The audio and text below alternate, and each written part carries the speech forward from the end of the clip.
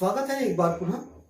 आज के इस वीडियो में हम बात करने वाले हैं टाइप्स ऑफ स्टेम, तने के प्रकार की। आपने प्रीवियस वीडियो में तना क्या है, उसके क्या कार्य होते हैं, क्या क्या उसकी विशेषताएं होती है, इसके बारे में चर्चा किए थे। आज हम बात करते हैं तने के प्रकार की। तना को मुख्य रूप से 3 भागों में बांटा जा सकता है। पहला है वायवी तना, अर्धवायवी तना, दूसरा अर्धवायवी तना और तीसरा भूमिगत तना। अगर हम इनके इंग्लिश नेम की बात करें तो वायवी तना को एरियल स्टेम, अर्धवायवी तना को सब एरियल स्टेम और भूमिगत तने को अंडरग्राउंड स्टेम कहा जाता है। तो चलिए सबसे पहले हम जानते हैं कि वायवी तना क्या होता है।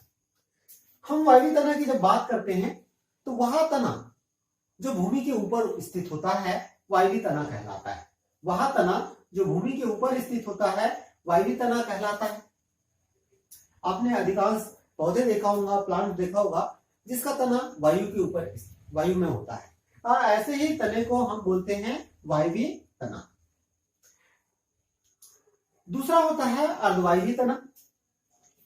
वह तना जिसका कुछ हिस्सा भूमि के संपर्क में तथा कुछ हिस्सा वायु में स्थित होता है अर्धवायवी तना कहलाता है। हमने क्या बात की कि ऐसा तना जिसका कुछ हिस्सा भूमि के संपर्क में तथा कुछ हिस्सा भूमि के ऊपर स्थित होता है, वायु में स्थित होता है, अर्धवायवी तना कहलाता है। और इसका बढ़िया एग्जांपल क्या है? घास, दूब घास। वहीं पर तीसरे प्रकार है भूमिगत तना। वह तना जो भूमि के अंदर स्थित होता है भूमिगत तना कहलाता है। वह तना जो भूमि के अंदर स्थित होता है भूमिगत तना कहलाता है, जैसे कि आलू, प्याज, अदरक, हल्दी आदि। अर्धवायवी तना और भूमिगत तना का अध्ययन हम तने के रूपांतरण में करने वाले हैं। आज हम बात करते हैं वायवी तना की। तो जैसा कि आप लोगों को अभी पता हो गया कि वह तना जो भूमि के ऊपर स्थित होता है, वायु में स्थित होता है, वायवी तना कहलाता है। यह तना मुख्य रूप से 2 प्रकार का होता है। अब 2 प्रकार का कौन कौन सा भाई? सबसे पहला ऊर्ध्व तना या इरेक्ट स्टेम, और दूसरा होता है दुर्बल तना या वीक स्टेम। दोनों को पहले समझे। वह तना जो स्वयं की सक्षमता से भूमि की सतह के ऊपर खड़ा होने की क्षमता रखता है वह तना ऊर्ध्व तना कहलाता है। एक बार पुनः देखें कि वह तना जो स्वयं की क्षमता से भूमि की सतह के ऊपर खड़ा होने की क्षमता रखता है ऊर्ध्व तना कहलाता है। जबकि वीक स्टेम से तात्पर्य क्या है कि ऐसा तना जो किसी की सहायता से वायु में खड़ा होता है, खड़ा होने की क्षमता रखता है, दुर्बल तना कहलाता है। तो सबसे पहले हम देखते हैं ऊर्ध्व तना या इरेक्ट स्टेम को। जैसा कि आप लोगों को मालूम है, विदाउट एनी एक्सटर्नल सपोर्ट यह स्वयं खड़ा होता है। ठीक है, तो इस आधार पर हम इसे 3 भागों में बांट सकते हैं। 3 प्लांट ग्रुप में जितने भी पादप है उनको 3 प्लांट ग्रुप में बांट सकते हैं। सबसे पहला है हर्ब या साग, दूसरा है श्रब या झाड़ी, और तीसरा है ट्री या वृक्ष। तो सबसे पहले हम समझते हैं हर्ब क्या है। आप लोगों को इसके बारे में मैं बताऊं उससे पहले कुछ एग्जांपल देना चाहूंगा। जैसे कि आप लोगों ने गेहूं और धान का पौधा देखा होगा। जब हम गेहूं और धान के पौधों को देखते हैं तो हमें देखते हैं कि इसका जो तना है वो मासल होने के साथ साथ हरे रंग का होता है, कोमल होता है, काष्ठी नहीं होता है। और ऐसा ही जो तना होता है, ऐसा ही तना या ऐसा ही पादप समूह जो होता है वो हर्ब या साग कहलाता है। ऐसा पादप समूह जिसका तना काष्ठी नहीं होता है, कठोर नहीं होता है, बल्कि मुलायम तथा हरा होता है, साग कहलाता है। ऐसा पादप समूह जिसका तना काष्ठी नहीं होता है बल्कि मुलायम तथा हरा होता है, साग कहलाता है। जैसे कि आप लोगों को पता है गेहूं, चावल आदि।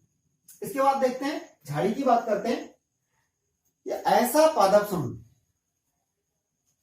जिसके आधारी सतह से, आधारी क्षेत्र से एक साथ बहुत सी शाखाएं निकलती है, बहुत सारी शाखाएं निकलती है और भूमि के ऊपर स्थित होती है, ऐसे पादप समूह को झाड़ी कहा जाता है, श्रब कहा जाता है।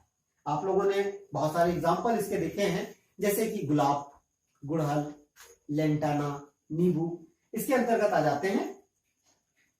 तीसरी कैटेगरी जो पादप समूह की है वो है वृक्ष। एकल मुख्य तने वाले बहुवर्षीय पादपों को वृक्ष कहा जाता है। क्या बात करें भाई? एकल मुख्य तने वाले बहुवर्षीय पादपों को वृक्ष कहा जाता है, जिसका तना लंबा, शाखित तथा काष्ठी होता है। जनरली इसके एग्जाम्पल कौन कौन से भाई? पीपल, बरगद, आम, कटहल आदि। तो यहाँ पर हमारी बात क्या चल रही थी? हमारी बात चल रही थी टाइप्स ऑफ एरियल स्टेम, और हमने देखा कि ये दो प्रकार का होता है, इरेक्ट स्टेम और वीक स्टेम। एरियल स्टेम के बारे में हमने जाना कि ये ऐसे पौधों का समूह है जो एक्सटर्नल सपोर्ट के बिना भी वायु में खड़ा रहते हैं, और ये इनके आधार पर 3 आदर्श समूह पाए जाते हैं, शाख, झाड़ी और वृक्ष। अब हम बात करते हैं दुर्बल तने की, वीक स्टेम की। ऐसा स्टेम जो विदाउट एक्सटर्नल सपोर्ट के खड़ा नहीं हो सकता, अर्थात जिसे खड़ा होने के लिए एक्सटर्नल सपोर्ट की आवश्यकता होगी, बाहरी सहायता की आवश्यकता होगी, ऐसा तना ही दुर्बल तना कहलाता है। देखिए परिभाषित रूप में कि ऐसा तना जो किसी की सहायता से खड़ा होने की क्षमता रखता है, दुर्बल तना कहलाता है। ये मुख्य रूप से 3 प्रकार के होते हैं। फर्स्ट, विसर्पी या क्रीपर्स, दूसरा घिसटने वाले या ट्रेलर्स, और तीसरा आरोही या क्लिम्पर्स। एक बार पुनः देखें, पहला कौन सा है? विसर्पी या क्रीपर्स, दूसरा है घिसटने वाले या जिसको हम ट्रेलर कहते हैं, और तीसरा आरोही या क्लिम्पर्स कहलाते हैं। तो सबसे पहले हम बात करते हैं विसर्पी की, कि विसर्पी क्या होते हैं, क्रीपर्स क्या होते हैं, और इसके कौन कौन से एग्जाम्पल हैं। आप देखेंगे इसके एग्जाम्पल्स की बात करें हम, तो सबसे पहले एग्जाम्पल्स में घास, पुदीना, अरबी इसके अंतर्गत आ जाते हैं। ऐसा तना जिसका कुछ भाग ऊर्ध्व होता है, ऐसा तना जिसका कुछ भाग ऊर्ध्व होता है किंतु इससे क्षैतिज शाखाएं निकलती है तथा कुछ दूरी पर चलने के बाद यह भूमि के संपर्क में आती है तथा इसकी पर्व संधि से नीचे की ओर जड़ें तथा ऊपर की ओर शाखाएं निकलती हैं, ऐसे दुर्बल तने को हम विसर्पी कहते हैं, क्रीपर्स कहते हैं। ऐसे तने जिसका कुछ भाग ऊर्ध्व होता है, सीधा होता है, किंतु इससे कुछ शाखाएं क्षैतिज निकलती है। आप देख रहे हैं यहां से कुछ शाखाएं कैसी निकली है? क्षैतिज निकलती है, जो कुछ दूरी तक बढ़ने के बाद भूमि के संपर्क में आती है तथा इनके पर्व संधि से जड़ें निकलती है। ऐसे पौधों को हम विसर्पी या क्रीपर्स कहते हैं। और इसका एग्जाम्पल क्या है भाई? घास, पुदीना, अरबी आदि। दूसरे तरफ बढ़े तो घिसटने वाले पौधे या ट्रेलर्स। विसर्पी और ट्रेलर्स में बहुत ज्यादा अंतर नहीं है, केवल अंतर इतना है कि क्रीपर्स में इसकी पर्व संधि से जड़ें निकल रही है, लेकिन ट्रेलर्स में पर्व संधि से जड़ें नहीं निकलती है। ठीक है, तो यहां पर क्या समझना पड़ेगा अपने को कि घिसटने वाले या ट्रेलर्स ऐसे पादप हैं जो भूपटल पर चिपके हुए आगे बढ़ते हैं। ये अगर मान के चलिए ये भूपटल है, तो यहां पर ये पौधा जो है इससे कैसे चलेगा? चिपका हुआ आगे चलेगा। लेकिन जहां पर एक सबसे महत्वपूर्ण बात क्या है, जहां जहां पर इसकी पर्व संधि होती है वहां से किसी भी प्रकार की जड़ें नहीं निकलती है। जैसे कि एग्जाम्पल के लिए यूफोर्बिया, यूफोर्बिया इसका बहुत अच्छा एग्जाम्पल। तीसरी कैटेगरी की बात करें, आरोही या क्लिम्पर्स। क्लिम्पर्स का मतलब है जो किसी की सहायता से ऊपर की ओर चढ़ता है। किसी अन्य पदार्थ को आधार की तरह उपयोग करते हुए आरोहण का प्रदर्शन करने वाले, चढ़ने वाले पौधों को हम आरोही या क्लिम्पर्स कहते हैं। ये मुख्य रूप से 3 प्रकार के होते हैं। पहला प्रतान आरोही, दूसरा वल्लरी और तीसरा कटलता। तो सबसे पहले हम बात करते हैं प्रतान आरोही की।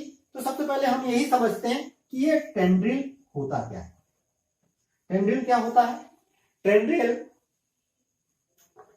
कलिकाओं से या पत्तियों की इस एपेक्स वाले रीजन से लंबी, पतली तथा स्प्रिंग नुमा संरचनाएं निकलती हैं, और इन्हीं स्प्रिंग नुमा संरचनाओं को प्रतान कहा जाता है या टेंड्रिल कहा जाता है। जब पौधे इनकी सहायता से आरोहण का प्रदर्शन करते हैं तब इस प्रकार के पौधों को हम प्रतान आरोही या टेंड्रिल क्लिम्पर्स कहते हैं। जैसे कि कद्दू या कुमड़ा का पौधा, जिसकी कक्षस्थ कलिकाएं जो है वो क्या बनाती है, टेंड्रिल बनाती है, प्रतान बनाती है, और यह इनकी सहायता से आरोहण का प्रदर्शन करता है। दूसरे तरफ देखें वल्लरी, वल्लरी या जिसको हम ट्विनर्स कहते हैं।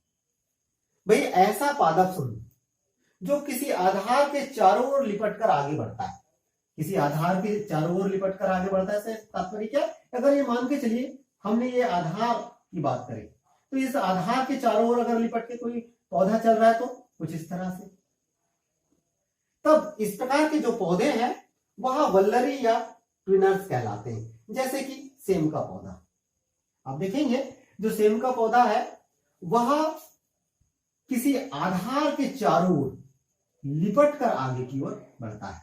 तो यह किसका उदाहरण है, यह वल्लरी का एग्जाम्पल है। इसके बाद बात करते हैं कटलता या लियानास की। इसके अंतर्गत उन पादप समूह को शामिल किया गया, उन पादपों को शामिल किया गया है जो बहुवर्षीय काष्ठी होते हैं। ठीक है, कैसे होते हैं, बहुवर्षीय काष्ठी होते हैं जो वृक्षों या दीवारों का सहारा लेते हुए आरोहण का प्रदर्शन करते हैं। तो ऐसे ही पौधों को हम कटलता या लियानास कहते हैं। किसकी बात कर रहे हैं भाई, कि ऐसे बहुवर्षीय काष्ठी पौधे जो वृक्षों या दीवारों का सहारा लेते हुए आरोहण का प्रदर्शन करते हैं, जहां कटलता या लियानास कहलाते हैं। जैसे कि बोगनवेलिया, बोगनवेलिया इसका बहुत अच्छा एग्जाम्पल है। तो दोस्तों इस प्रकार से आज हमने टाइप्स ऑफ स्टेम देखा, जिसमें हमने जाना कि स्टेम मुख्य रूप से 3 प्रकार की होती है, वायवीय तना, अर्धवायवीय तना और भूमिगत तना। फिर इसको हमने देखा कि वायवीय तना 2 प्रकार का होता है, ऊर्ध्व तना और दुर्बल तना। ऊर्ध्व तना को हम मुख्य रूप से 3 भागों में बांटे हैं, शाख, झाड़ी और वृक्ष, जबकि दुर्बल तना भी 3 भागों में बटा हुआ है, विसर्पी, ट्रेलर और क्लिम्बर्स। और क्लिम्बर्स फिर 3 भागों में बटा है, टेंड्रिल क्लिम्बर्स, ट्विनर्स और लियानास। तो इस प्रकार से आपने स्टेम को समझा। उम्मीद करूंगा कि यह वीडियो आपको समझ में आया होगा। अगर यह वीडियो आपको पसंद आया तो इसे लाइक और शेयर करना ना भूलें। चलिए फिर मिलते हैं एक नए टॉपिक के साथ, एक नए वीडियो के साथ। तब तक के लिए नमस्कार।